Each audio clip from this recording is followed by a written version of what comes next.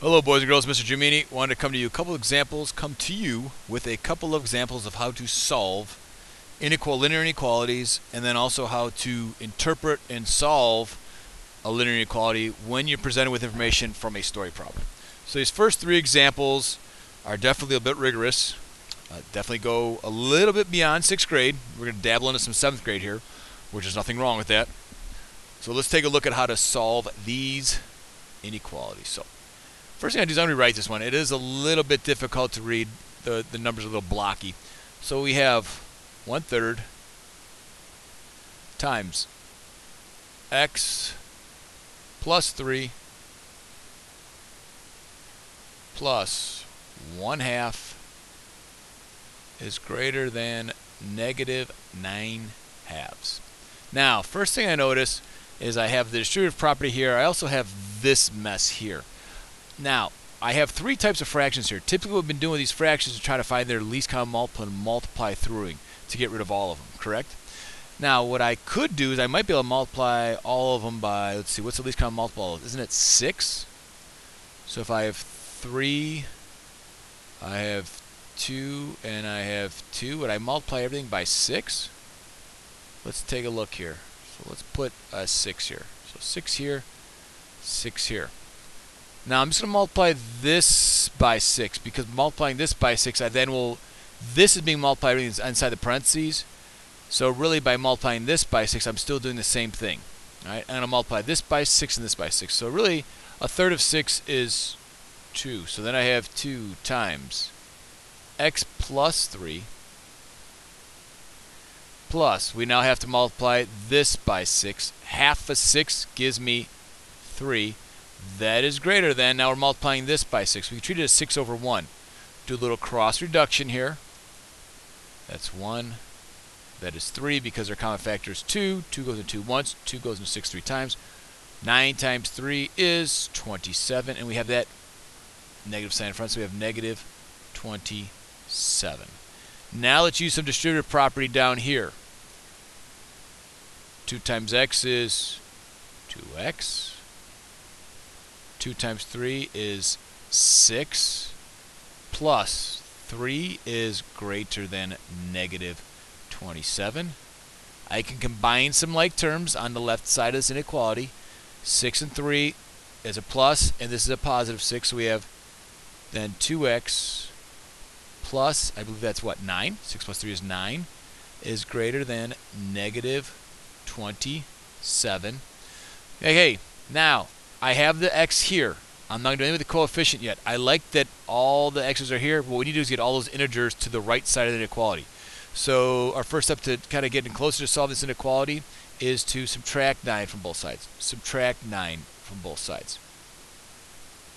I'm left with 2 times x is greater than negative 27. You owe me $27. You owe me another $9. You borrowed some money for lunch today, so now you owe me a grand total of $36. That is owing, so it's a negative. Now what I'm going to do is I'm going to evaluate for 1x. We know that 2x's are greater than negative 36, but we want to know what 1x is, so we want to evaluate for 1x, so we'll divide both sides by 2. I'm left with now is x. I'm dividing by a positive integer, so the inequality symbol stays the same. Negative 36 divided by 2 is negative 18. If I were to graph this, I want to construct a straight line, such as that. I'll put little arrows. I typically just put 3 tick marks. 1, 2, and 3. Negative 18. 1 less than that is negative 19. 1 more than that is negative 17. It is greater than, so x is greater than. So we have open circle.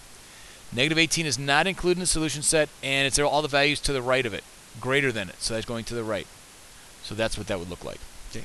Difficult problem, but if you break it down into small steps, instead of focusing on the whole problem, just take it in small baby steps. Don't become overwhelmed with the problem. Let's take a look at another 2 examples here. I have just broken up here. We have 2 times a, and again I'll rewrite this because it's a little blocky. 2 times a minus 4 divided by 6 is less than 2. Now, I would love to be able to simplify the top part of this, but I can't right now. I can't say 2a minus 4. What I can do is get rid of the divide by 6. Or if we want to call it the denominator too, get rid of the denominator. So I can multiply both sides of this inequality by 6. These 6's cancel out, so you're now left with 2a minus 4 is less than 2 times 6 is 12. Easy enough. I now continue on. I see that all the a's, the coefficients to the left side of the inequality, there's no coefficients to the right, which is great. No moving of coefficients to the other side. Let's get rid of that integer 4. So we'll add 4 to both sides. We will add 4 to both sides. I'm now left with 2 times a is less than, let's see here, that's gone. 12 plus 4 is 16. Okay, I now know that 2 a's are less than 16, but we're not asked to figure out what 2 a's are. We're asked to figure out what's 1a. So we divide both sides by 2. Divide both sides by 2. This is gone. We have a is less than 16 divided by 2 is 8. If I were to graph this, similar to what we did last one, I'll put my number line here. I'll put the little arrows to show that it goes on indefinitely in both directions. We have 8 in the middle. We have 9 to the right. And we have 7 to the left. A is less than. Less than. Not equal to, so that means 8 is not included in the solution set. And A is less than, so that graphs everything to the left. So that would look like this when we're done. Okay. And finally, this last one. Ooh, we have a little distributive property. Love that distributive property. This gives me, let me write this, 2 times 3x, or 3 times x, minus 5. Oh, we have a less than or equal to 4x plus 6. First thing, I cannot simplify or combine like terms inside the parentheses, so I must share, I must distribute that 2 with everything inside the parentheses. We have 2 times 3x gives me 6x minus 2 times 5 is 10. Less than or equal to, we have 4 times x, or 4x, plus 6. Now I have coefficients on both sides, integers on both sides. Let's get the coefficients to one side and the integers to the other. I'm going to subtract 4x from both sides, minus 4x. I'm going to try to combine 2 steps into one. I'm going to now add 10 to both sides because I've established this side is going to be a coefficients, this side integers, so I'll add 10 to both sides. This cancels out, this cancels out. So you're left with 6x's, take away 4x's, you have 2x's remaining. That is still less than or equal to 6 plus 10 is 16. Now, I don't care what 2x's are, I want to know what 1x is. So I will divide both sides by the 2. Now gone. We're left with x is less than or equal to, I believe that is 8. We'll then go ahead and graph that. Let me just take this. I'll duplicate it. Move it over here. Wow, it looks a lot like the other problem. Only now we have equal to. So there we go. Let's go back here. Alright, we have arrow going on, showing that it goes into the right for all forever, to the left forever. We'll put an 8 in the middle. 1 greater than 8 is 9. 1 less than 8 is 7. It is x is less than or equal to. Less than or equal to. Close circle, because 8 would make this inequality true. And it's less than or equal to, so then less than would be to the left. Alright, let's take a look at a story problem. Adult Nile crocodiles weigh up to 2,200 pounds when fully grown. If a young Nile crocodile weighs, let's fix that, weighs 157 pounds, how many pounds might it be expected to gain in its lifetime? Write, solve, and graph an inequality to represent this situation. Let's take a look. We know that it can weigh up to. That means it can weigh exactly, but no more than 2,200 pounds. So I put 2,200. We know that it could be up to this, so it can't be greater than it. So 2,200 would be the best, or equal to. Now, we know that right now we have this is the adult. We essentially have a baby. That baby or young crocodile only weighs 157 pounds.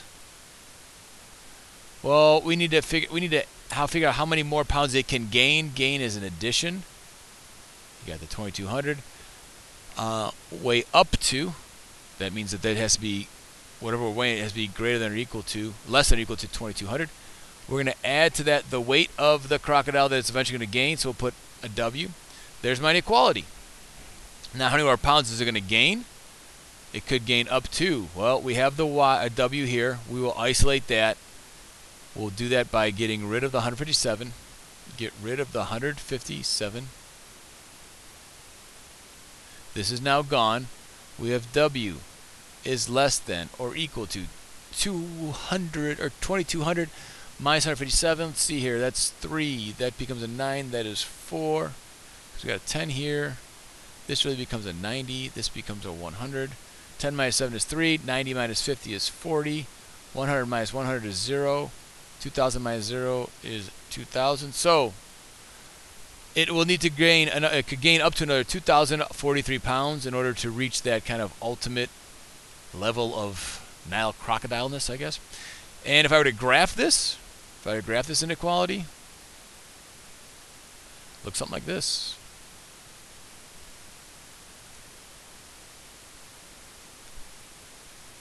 Okay, I'm going to put 2,043 in the middle.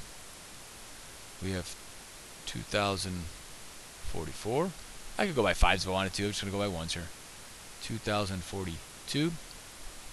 Now it's going to, W must be less than or equal to. Less than or equal to. Equal to means it could gain another 2,043 pounds, but it could also gain less than that, and that would make it go to the left. Hope this helps you out. Take care. Bye.